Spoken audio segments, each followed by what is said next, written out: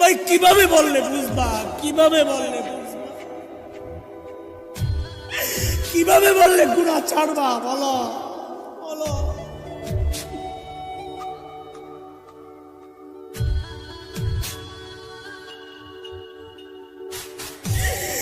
সন্তান চলতেছে জাহান্নামের দিকে, বিবি চলতেছে জাহান্নামের দিকে, আমি চলতেছি জাহান্নামের দিকে, অথচ মালিক ডাকতেছেন, আয় শোন না শোন না শোন, ওয়াল তানজুর নাফসুম মা কদ্দামাত লিগাদ।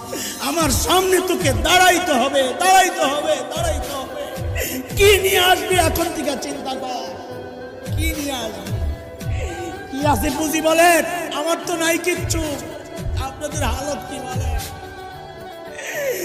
এই তো চিন্তা করলে অস্থির হয়ে যায়। হায় হায়, যৌবনের 32টা বছর কোন কামে ব্যয় করলাম।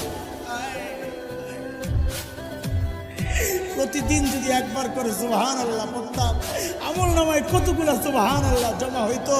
প্রত্যেক দিন যদি 2 রাকাত নফল নামাজ পড়তাম, আমল নামায় কতগুলা নফল নামাজ